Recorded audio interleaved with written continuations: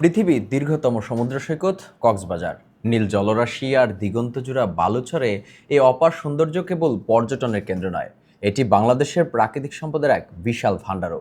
গত শতকের 60-এর দশকে গবেষকেরা এই সমুদ্র সৈকতের বালুতে খুঁজে পান মূল্যবান বিরল খনিজের সন্ধান। Zircon, ilmenite, rutile, garnet, magnetite, kyanite সহ অন্তত 8 ধরনের শিল্প ব্যবহারযোগ্য খনিজের উপস্থিতি নিশ্চিত হয় গবেষণায়।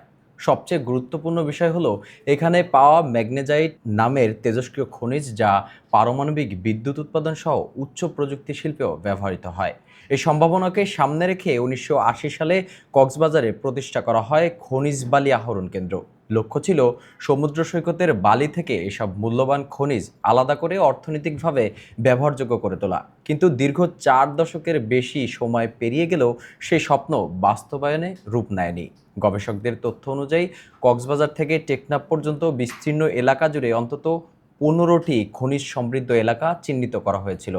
মহেশখালী, কুতুবদিয়া, মাতারবাড়ি সহ বিভিন্ন স্থানে ছড়িয়ে থাকা এসব ভাণ্ডারে বিপুল পরিমাণ ভারী খনিজের সম্ভাবনা রয়েছে। একসময় এসবের বাজার মূল্য হাজার কোটি টাকায় হিসাব করা হলো, এখন তা অনেকটাই অপ্রয়োগিত সম্পদ হিসেবেই পড়ে আছে। বিশেষজ্ঞদের মতে কক্সবাজারের বালিতে ইউরেনিয়াম নেই, তবে মোনাজাইটের কারণে স্বল্প মাত্রার তেজস্ক্রিয়তা রয়েছে।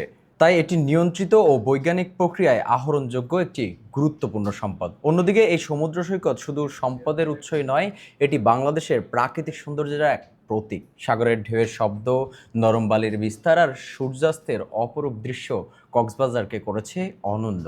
প্রকৃতি এখানে সৌন্দর্য আর সম্পদকে একসাথে মিশিয়ে দিয়েছে। তবে বাস্তবতা হলো দীর্ঘদিন ধরে অবহেলা, অবকাঠামোগত দুর্বলতা এবং বাণিজ্যিক উদ্যোগের অভাবে এই সম্ভাবনাময় খনিজ সম্পদ এখনও পুরোপুরি কাজে লাগানো সম্ভব হয়নি। গবেষকেরা বলছেন, পরিকল্পিত উদ্যোগ নিলে কক্সবাজারের বালু ভবিষ্যতে দেশের অর্থনীতিতে বড় অবদান রাখতে পারে। সমুদ্র যেমন প্রতিদিন তীরে এনে দেয় নতুন ঢেউ, তেমনি কক্সবাজারের বালুও লুকিয়ে রেখেছে নতুন সম্ভাবনার গল্প। এখন শুধু প্রয়োজন সেই সম্ভাবনাকে বাস্তবে রূপ দেওয়ার আর সময় উপযোগী সিদ্ধান্ত গ্রহণের। Nazmul Gazi, prime TV, desk report.